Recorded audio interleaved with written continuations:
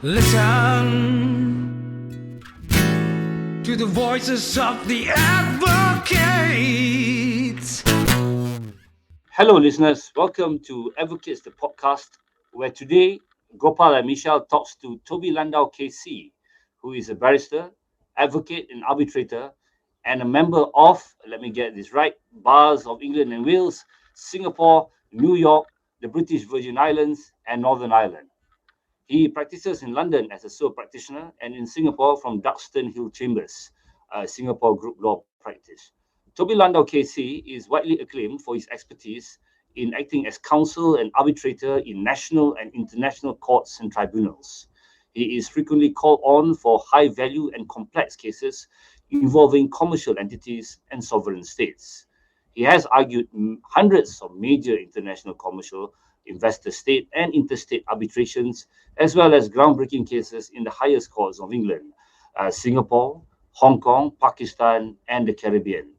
By way of example, he was counsel in cases as wide and diverse as Dala and Pakistan, Anchor and Chubb, and Halliburton and Chubb, before, among others, the UK Supreme Court. We shall talk to him about all those matters and his time in Oxford, Harvard, and his stint at the Department of Trade and Industry, where he was one of the parties working and developing the United Kingdom's Arbitration Act 1996. So I hope you listen on to Michelle and Gopal talking to Toby Landau. And today we're very fortunate to have with us on Advocates, the podcast, Toby Landau QC. Toby, welcome and thank you for being here. Thank you very much. It's a great pleasure. Toby, we start these interviews right at the beginning and ask you what it was like growing up and where did you grow up? So I grew up, I should say, in the last century in northwest London, in Hampstead, in a classic Hampstead family. For anybody who knows northwest London, my parents were 1970s bohemian characters who loved an alternative lifestyle. They were very arty, very alternative. My father was a GP, medical GP, but his main passion in life was the folk guitar. My mother was a photographer. They both had a passion for travel and an even greater passion for travel without their children. They had an extraordinary record collection, which my childhood memory is that my friends from school would come home and check out my parents' record collection, but not mine. And it was a very creative, very arty household. And how did you go from there, that type of household, into sort of the discipline that is law? Well, I come from a long line of doctors. So my father was a GP and his parents were all doctors. And on the other side, they were all doctors. And there was an expectation that I would probably go into medicine. It became clear around about the age of 14 that none of the sciences had any need of my assistance. I was much more into the arts. And so having declared to my father that I thought maybe law might be an option, and him having told me in a conversation that I remember vividly that law was all right, but what the family really needed was a good plumber, I did pursue law. And actually, I think in part, I was a very, very studious, disciplined teenager. And I think that was because that was the only way of showing my individuality, because my parents were busy rebelling. So all that I could do was really come home with my tie still fixed and do my homework. So I was quite nerdy, and law was something that really attracted me as something which was in the arts, but with discipline. And actually, I should say that from the start, I was interested in international law. And I think that was because of all the travel and the culture that I had at home. I never saw law as a sort of domestic, narrow, technical subject. I saw it as an international subject, actually, really from the start, before really knowing that much about it. Right. And your journey into law began in Merton College. Did you read law in Oxford? I did, yeah. So I read law as an undergraduate and as a graduate at Oxford. Right. Yeah. And tell us about your time in Oxford. Were there professors there that particularly inspired you and at all? Oxford was completely inspiring. It was the most incredible experience. And when I look back at it now, it's an experience which I wish I had later in life rather than as a youngster, because you realize later what an incredible privilege it is to be in beautiful surroundings with unbelievable access to the world's leading minds. What that didn't translate into was the world's leading teachers. So the Oxford system really teaches you independence, partly because you may or may not have a professor or a tutor who can actually teach. Some of them could, some of them couldn't, but they were all very, very inspiring figures. So the system at Oxford is that the lectures in my time were optional, but the main commitment you had, in fact, the only commitment, was once a week reading out an essay on a lumpy, uncomfortable sofa to your tutor in his or her room. And that meant that you would have an essay crisis once a week, sometimes 3 times a week if you had 3 tutorials. And the rest of the time was up to you to actually sort yourself out, go to the library, find your way. And it was an incredible training actually for independent practice, where you're left alone to make your way, find your sources, find something interesting, which you can actually engage with your tutor. Some of my early experiences were formative because they were so bizarre. I mean, I have to say, Merton College was one of the older colleges. It's famous for being quiet, luxurious, and incredibly academic. And in my time, it was the home to some of the great Oxford eccentrics. And my Roman law tutor in my first term was one of those, John Barton, one of the greatest minds in Roman law, somebody who probably couldn't have survived outside of a quadrangle. And I remember sitting in his room in one of my first tutorials, and he was looking at me fixedly whilst building a huge mountain of snuff on his wrist from a little tin. And as he spoke to me about Roman law, all I could focus on was how large this mountain of snuff was growing. He then jerked the entire mountain towards his nose. Most of it then fell down one side of his shirt, which then stayed there for the rest of the tutorial. At which point he then told me that I could only succeed in Roman law if I was fluent in Italian, because the greatest sources were in Italian. And that was the end of the tutorial. I didn't see him for another week. And I went back to my room and reconsidered my entire future. But that was one of the, but one learns a lot from that experience. Yes, I could imagine. But can I ask, because you're one of the first barristers that we've interviewed who went to Oxford and actually read law in Oxford. The others sort of did a history and then the conversion. And I'm interested that, you know, you're coming in from your A levels. I presume you didn't do any law subjects for A levels. No. So you jump into this, and I'm just wondering how big that jump is and that bridge is, and how you manage that. It's a huge jump. And what I did was I took a gap year between A levels and Oxford, inspired by my Bohemian parents. I spent a year in India. So I was traveling and teaching school students in India. And then coming from all of that, and so my A levels were history, geography, and English. Coming from all of that into law was tough at the beginning. It's like a baptism of fire, actually. You're thrown right into it. And at the time, when I studied at Oxford, they didn't have any warm-up subjects that they have now, like English legal system. So our warm-up was Roman law. Wow. Which was nothing like a warm-up. It was terrifying. But you're there together with other people who've got the same experience. Nobody had studied law before. In fact, people used to recommend not studying law at A level because you had to then unlearn things and relearn them properly later. So I think that it was a steep learning curve at the beginning. I still remember trying to read my first case on the reading list. I've got this memory of being in Merton College Law Library. And I took me some time, I found the volume of law reports on my reading list that had been indicated, this leather-bound volume of some ancient case. And I took it off the shelf and I sat down and I read it, and I could not understand a thing. Just couldn't understand it. And at that point, I was convinced that I'd just chosen the wrong subject. I think that's a common experience, actually. And was it just perseverance that broke that? Yeah, it's a mixture of perseverance and fear. Yeah, right. Because you knew that you had to write an essay and read it out to your tutor. And then actually, it's quite a test of what one's capable of, which everybody had the same experience. That actually, the more you force yourself to look at it and calm down and try and find your way through, the more you can.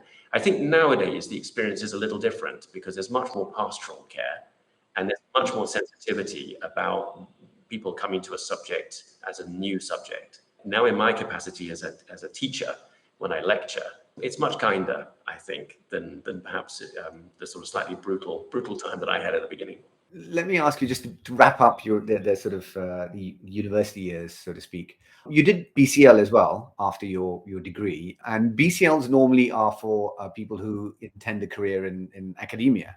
Am I right? Yeah, although quite a lot of people do go to the bar afterwards, but it's a very, very intense academic course.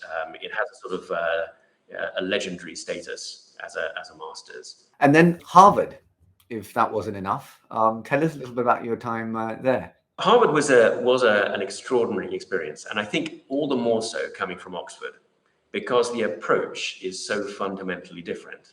It is the difference between depth and breadth. So Oxford forces you to go deeper and deeper into ever smaller areas of study. And the American tradition is much, much more multidisciplinary. They look at things more broadly. Anybody studying law in America, by definition, already has a degree in another subject. They are much more modern, I think, and less strict and rigid in the way that they see the academic process. Much more philosophy, much more economics, could be feminism, could be world development issues, human rights, anything which they can mix together. And that was also a shock. I remember coming to Harvard from Oxford with a thesis proposal that I put to a Harvard contract law professor, Professor Frug. I still remember sitting in his room. He's a great, great US academic. I had no idea about his background, which actually is in gender studies. So I put to him an typical Oxford style thesis proposal on contract law, where I was worrying about a comma in a judgment on one particular point and the history and legacy of that particular phrase or something. And I remember going through this, and Professor Frug just glazed over. I think he just went off and was thinking about his shopping or something.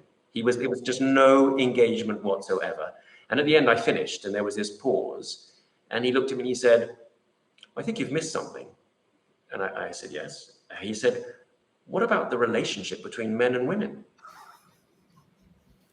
Which kind of blew me away. It also blew away my thesis proposal. Yeah. So Harvard was actually an amazing year of diversity, an amazing constituency of international students, and subjects I could never have studied in England. That's really interesting. Let's turn now to advocacy. When did you decide that your path in the law was to be at the bar rather than anything else? It was at Oxford. I had always thought about it before going to university, actually. When I thought about law, I thought about the sort of stereotypes standing up in court and arguing. And that's what really attracted me. At Oxford, I did a lot of mooting. And then I had a bit of a revelation as an experience, which was 2 weeks as an intern in a major law firm, a solicitor's office in London. And it dawned on me at that point that I was unemployable. I couldn't sit in an office all day and work for other people. And the kind of work that they were doing just wasn't that sort of cutting edge, adrenaline boosting experience of advocacy, of actually standing up and speaking. So I got focused on it very, very early, actually, and just excluded the solicitor route and thought that whatever I want to do, I want to be able to argue and sort of have an independent practice. And I think you admitted in 93. What was it like getting pupillage at that time? At the time, it was difficult. I think it's probably even more difficult now, but very few pupillages were actually available, and there were quite a lot of people who were competing for them. The way that I got mine was I did in my second year at Oxford, I had the opportunity of doing a 1-month mini pupillage at what was then 4 Essex Court, that became Essex Court Chambers. And that 1 month was then assessed. So instead of a couple of days that one does now, I was put through my paces for 4 weeks in front of 4 different people in chambers, producing work, drafting things, researching. And actually on the basis of that 1 month's mini assessed pupillage, I had the amazing good fortune of being offered a pupillage at the set. But at the time it was difficult, even then, very, very competitive. And you obviously stayed on in Essex Court after pupillage. Who were your main influences in chambers in those days? Actually, there were many, I have to say. Chambers at that time was half the size of what it is now. So now it's probably close to 100 people. In my time, it was probably about 45 people in Chambers. Some leading advocates and leading characters. So my pupil master was Sir Richard Jacobs, then Richard Jacobs. He was a brilliant pupil master. The thing about pupillage is that it expects of you two inconsistent objectives. The first one is that you have to impress because you're competing with other people for tenancy. And the second one is that you've got to learn because actually it's your prime learning opportunity. And the two of those don't go together very well because often you're very scared to ask a question in case it gives a bad impression. Richard was amazing as a pupil master because he treated it as really an exercise in ongoing therapy, which is what we all needed. So he was very kind, spent a lot of time with me, and used to sort of at the end of a day sit down and ask me to externalize my feelings about what had happened during the day, which was an amazing opportunity, actually. And he's been incredibly supportive ever since. But I have to mention my overall mentor that I met at Essex Court early on. And he remained a mentor for me throughout the rest of his life and is still my mentor, even though he passed away, sadly, about a year, 2 years ago. And that was Johnny Vida, QC, BV Vida, the most extraordinary genius and extraordinary person who left a great impression on me, both in terms of my advocacy, my work as a lawyer, and also every other aspect of my life, actually. What would you say, at least in terms of advocacy, would be the sort of the biggest thing that you took away from him that stays with you till today? Yeah, he was a very old school advocate. So he treated the profession as one of the most important aspect was ethics, courtesy and ethics. He was absolutely true to his word. He would never overinflate things. He was always realistic. He was always kind. He always left a good impression, not only with his opponent, but also the judge, as well as, of course, his team. He was never motivated by money, never motivated by vanity. That was one of his pet hates. He did the whole thing in a selfless way. And in fact, interestingly, one thing he always taught me was, he said, never use your opponent's name, never name them, because things become ad hominem so easily. And you should always be focused on just the issue and the argument, not on the individual person. So even taking a name of your opponent, even if you're going to be polite to them, focuses on something which is irrelevant, which is their identity. It was a very sort of pure approach, which I saw in practice, and it was incredibly, incredibly effective, actually. Which meant he was never rude to anybody, but it was always just about the substance of the argument. And it was also not about him equally. So he would never sort of telegraph anything about his own qualities. Sounds amazing. And sorry, just that thing about not using your opponent's name, that's going to stick with me, I think. Can I ask, obviously Essex Court Chambers is civil set. Did you ever consider doing crime at all? Not really. In fact, my first experience in court was actually in a criminal case as a student, following a friend of mine who's a criminal barrister. And it was fascinating, but it was just not sort of the route that I went on. I got very absorbed at university, both in England and the US, in international law and in contract law and in private international law. And criminal law as a subject never really captured my imagination in the same way.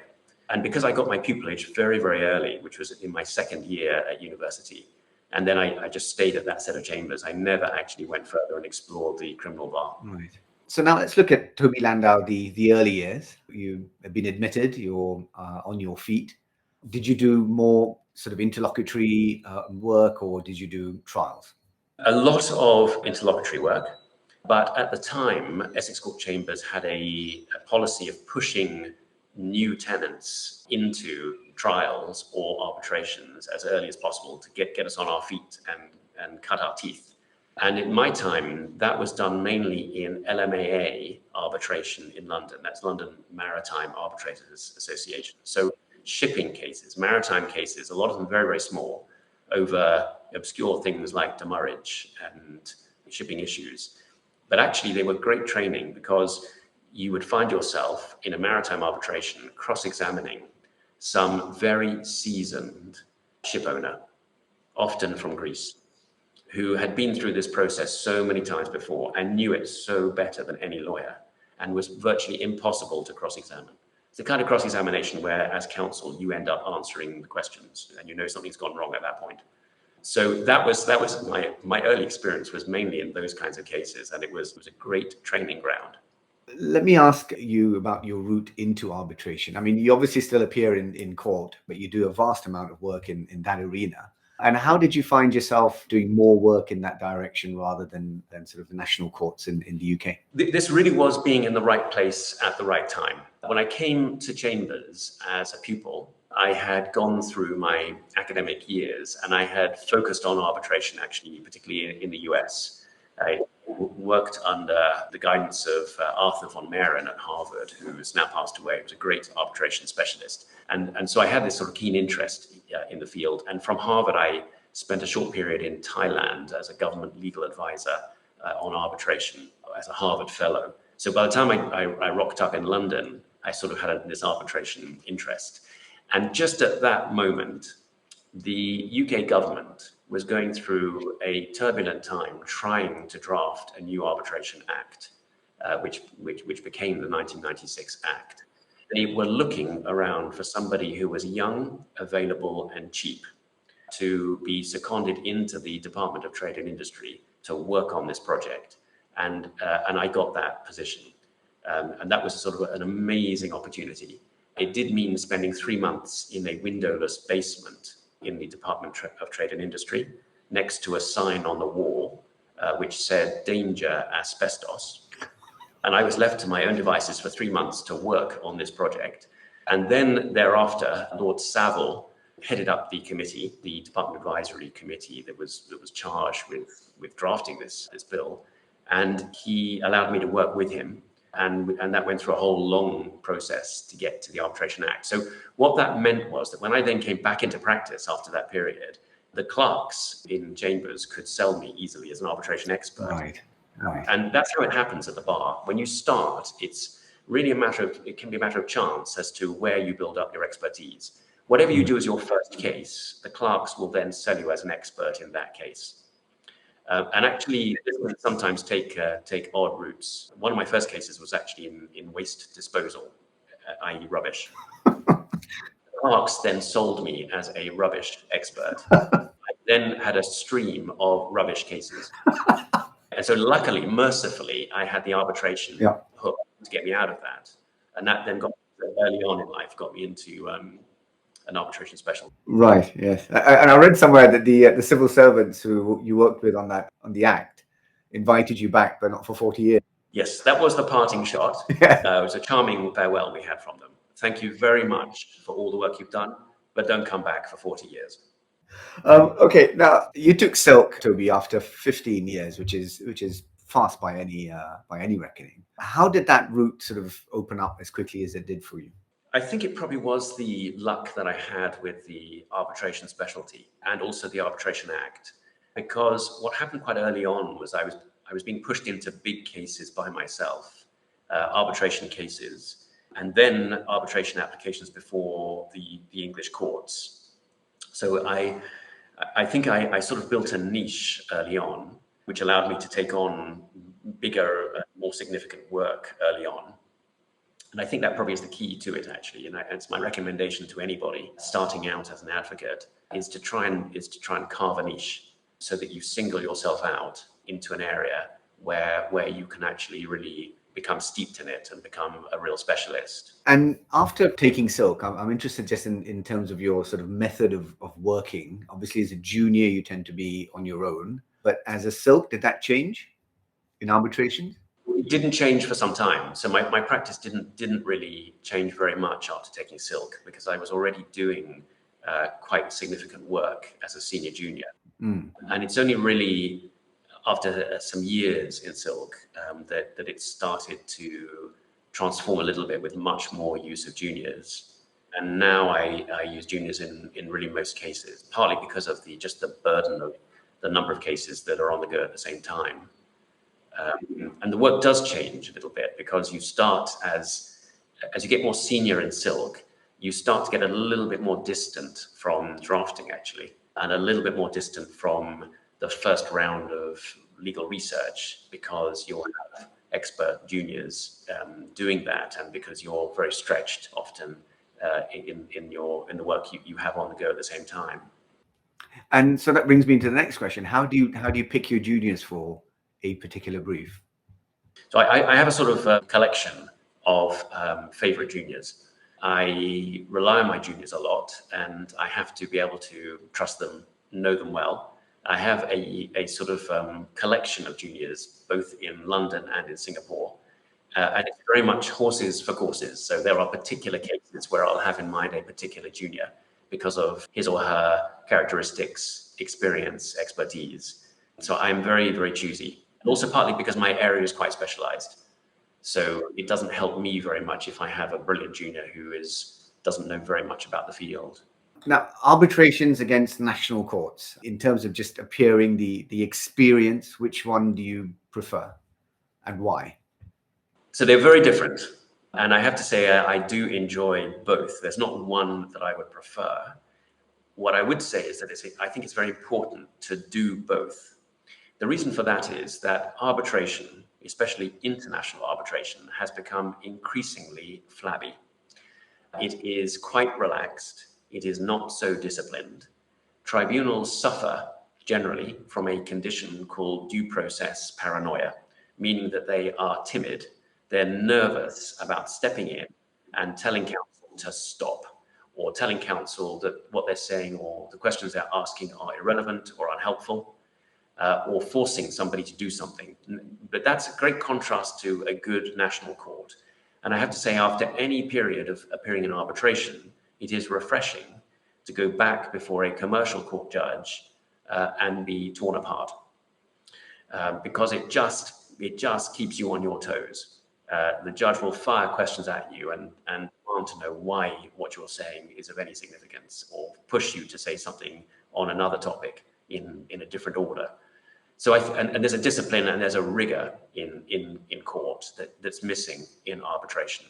And you can tell, I think, the advocates in international arbitration who also practice in court and those who don't. And how can you tell them apart? Because of how disciplined they are in their approach. Because those who don't appear in court can be quite flabby in their presentation, because they're relaxed, because they have the luxury of a tribunal that will sit back and listen in large part. Whereas those who appear in court, you can see the court craft in arbitration. Right. And do you employ that same craft for both? They are different. I mean, there's a core, there's an advocacy core that's the same in both. That core is to get under the skin of your judge or arbitrator, to understand them as much as you possibly can, and then to tailor your presentation to them, to whatever their particular needs are, whatever they might want, whatever might please them, and to be absolutely clear and concise. I mean, clarity is the most important quality of any advocate. So that's true in court, and it's true in arbitration. But beyond that, sort of the core, the larger scope can be different, because you are tailoring your cloth differently in each case. In court, you'll have less time, you'll have more demands by the judge, you will have more pressure. In arbitration, you'll have more luxury to build your case more gently, more gradually. You can bring in a wider scope. You can do things that perhaps you won't have the luxury of time to do in court. Can I ask, in terms of arbitrations, I mean, you do witness handling and evidence taking sometimes before 3 arbitrators, as opposed to in national courts, which generally would be just one judge when you're at that stage. Just from that perspective, and the cross-examination and leading of evidence, is there any difference in doing it before 3 judges in one? There is a difference because of one of the core principles that I feel is very important, which is to understand your audience.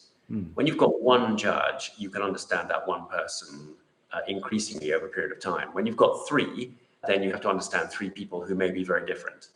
And more than that, they may come from different legal backgrounds and traditions. So you could be cross-examining a witness in front of perhaps an English retired judge, but also two civil lawyers who are less accustomed to cross-examination, perhaps less patient, perhaps less interested in witnesses. So that does mean the exercise has itself to be made bespoke. If your tribunal is not as engaged as a judge in court, you will want to do less in cross-examination. And one of the best lessons I've had to really realize that is sitting as arbitrator with civil law judges. Even more than that, public international law judges. I remember sitting with an ex-president of the International Court of Justice in an investor-state case.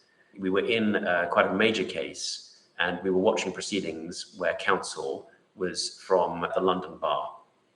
Counsel was doing something which was to me entirely recognizable and would be normal in a commercial court.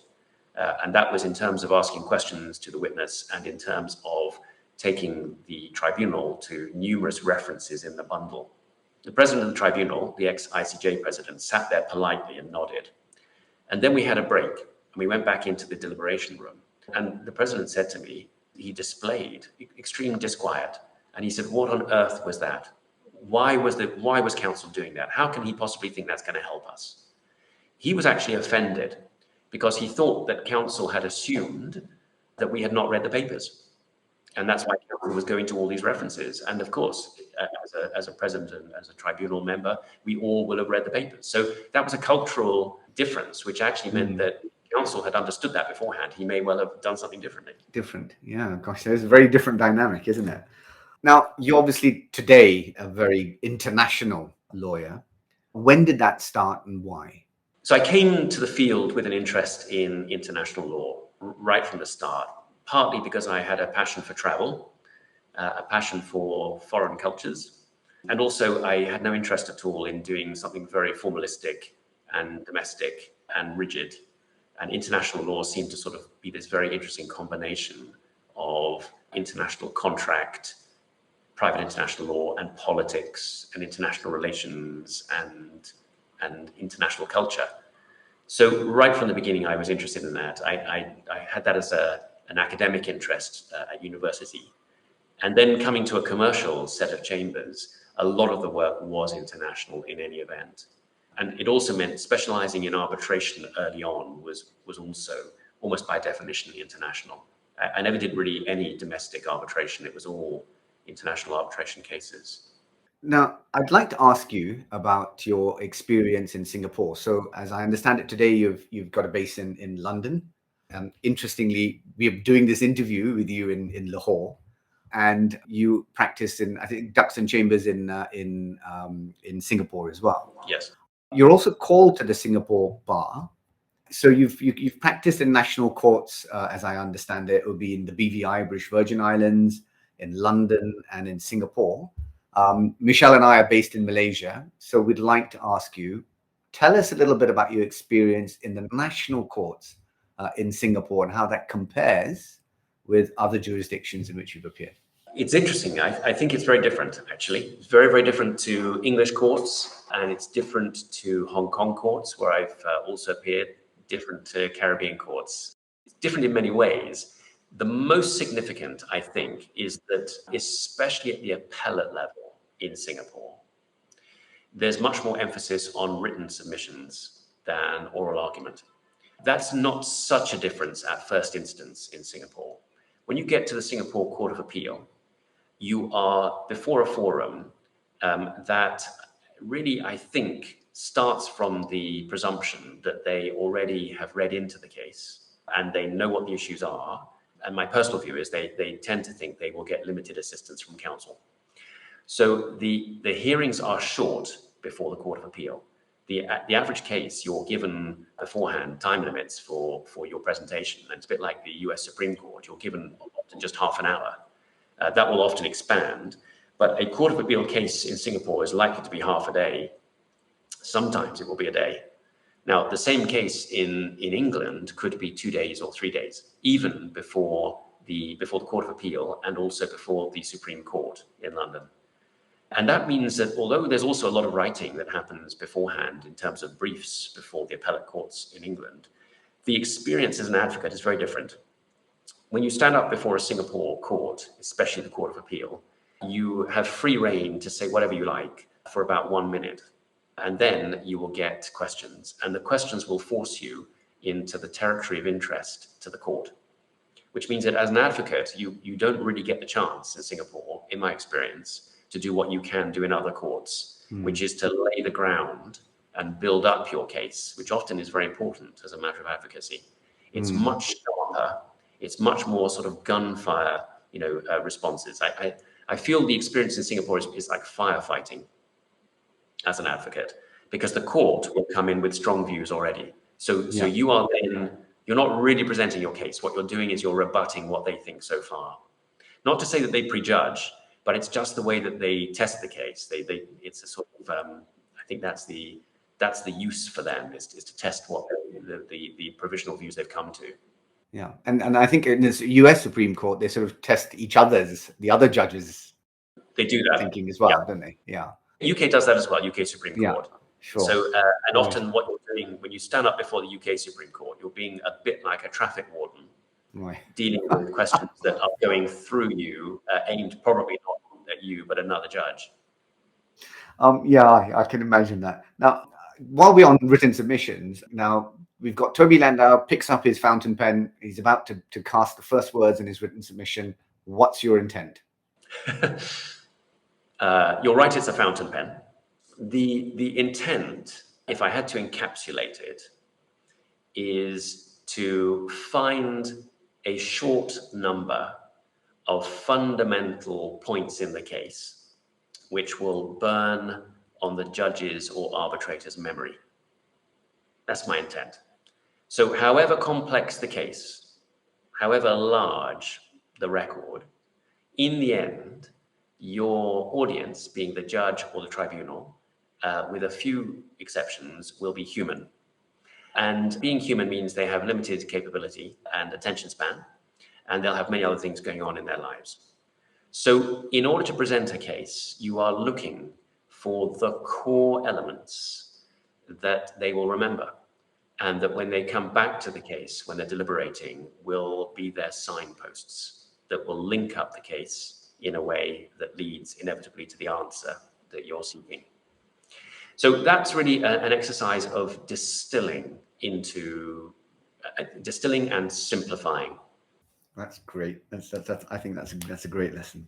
We know you left Essex Court and you practice as a sole practitioner now in the UK, as well as in Singapore, and as we said, you're in Lahore at the moment.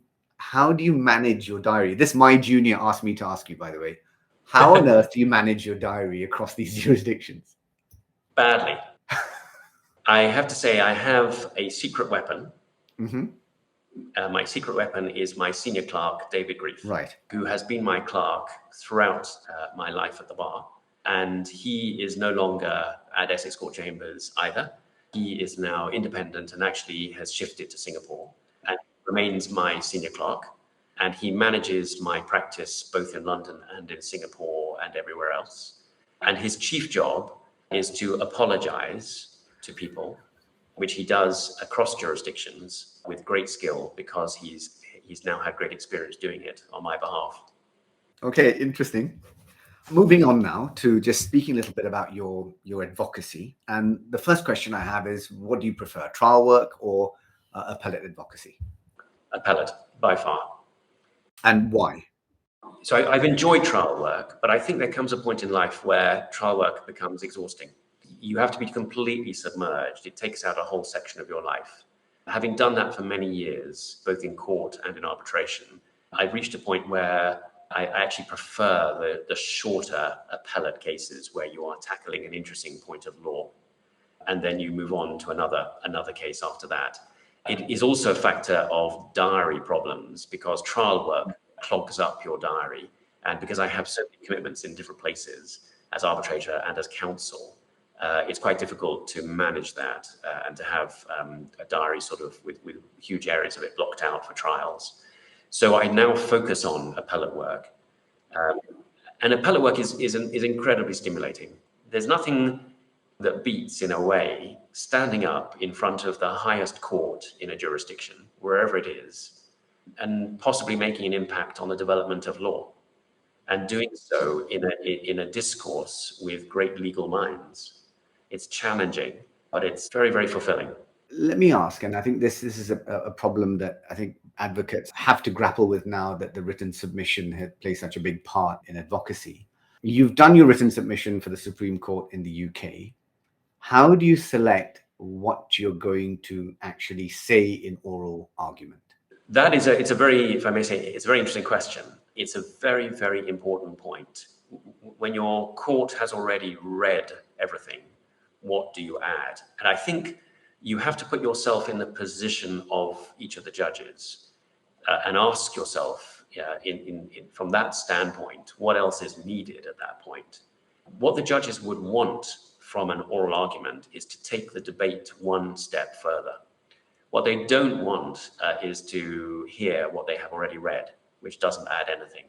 So by the time you're actually on your feet, you are really responding to the other side's written submissions and bringing everything together into a cohesive whole where you're able to answer the questions that may have been raised against your case.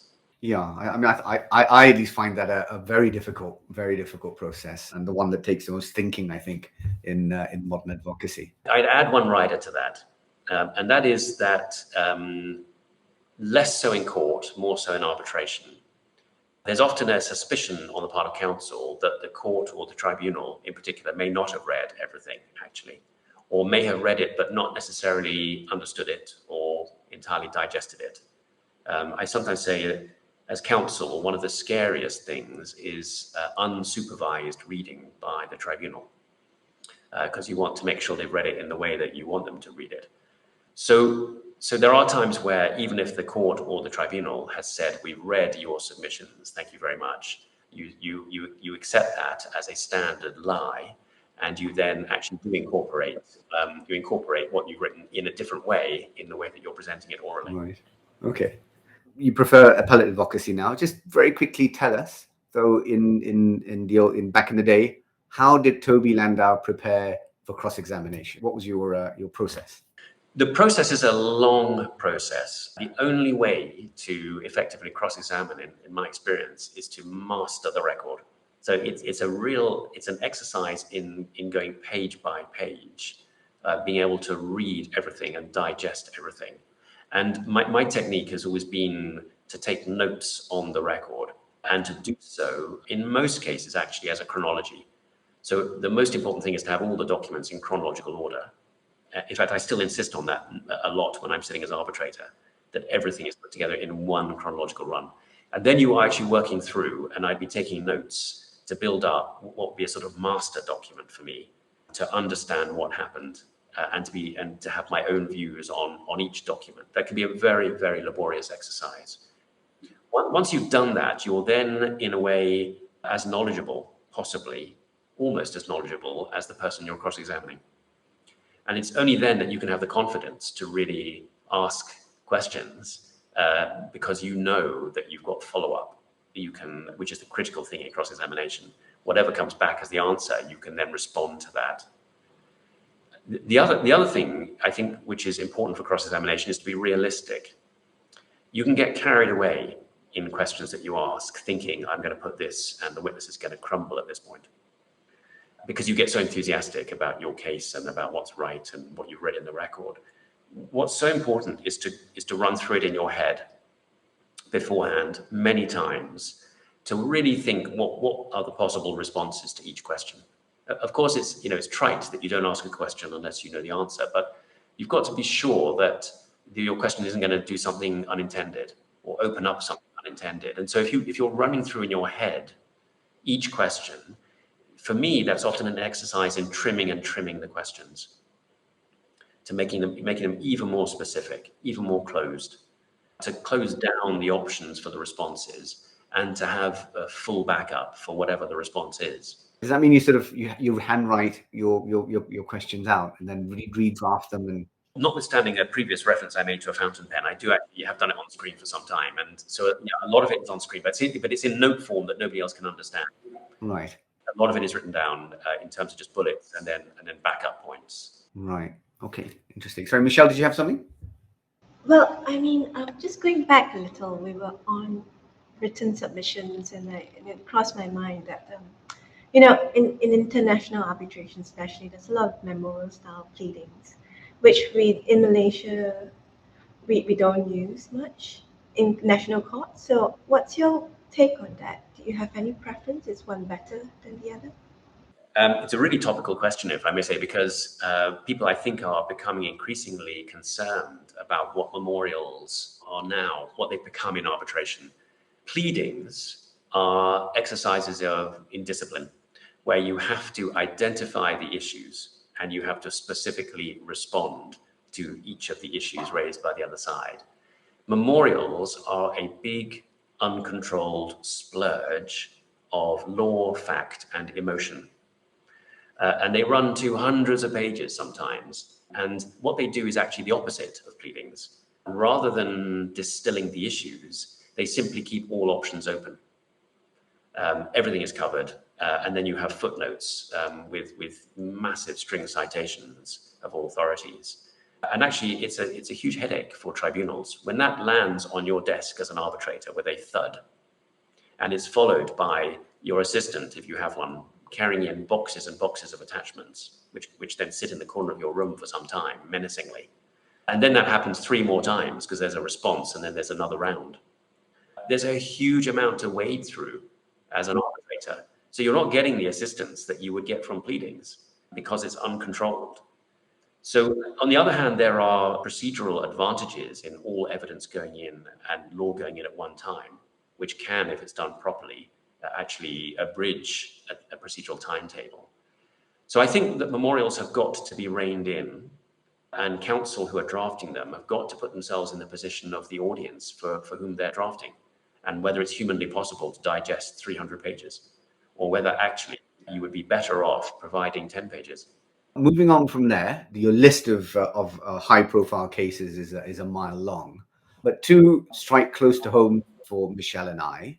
The first is the Vodafone case because you worked with Harish Salvi in that, and he was a guest on our season 2, and we enjoyed interviewing him tremendously. What was it like working with him?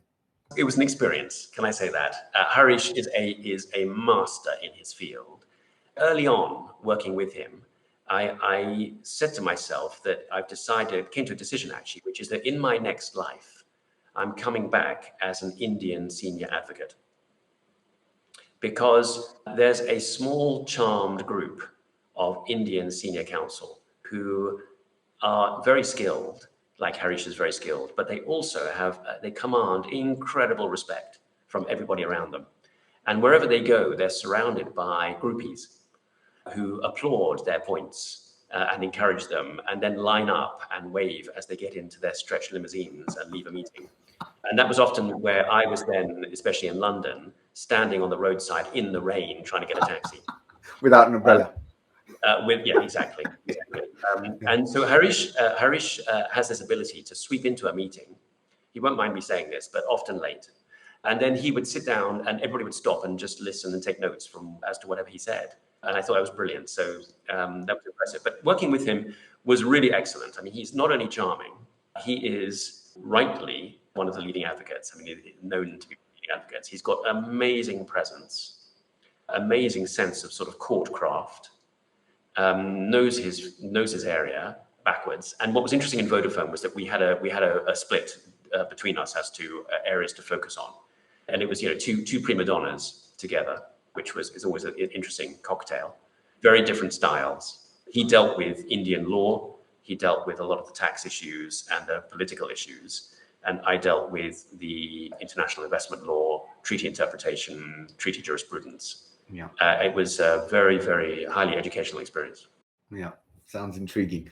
Quick question, follow up from there. In any team, should there only be one leader? I think there can be more than one leader, but in different areas. Leadership does mean that you lead, and if you have too many leaders, then the problem is you end up with compromises and a lack of focus. Litigation and arbitration is often about strategy. Okay, and the second case that we wanted that's close to home to us is obviously the 1MDB and IPIC case where you acted for 1MDB. And the question I have is, what was the most unusual feature for you in that case? That's a difficult question. I think that the most unusual feature probably was the facts.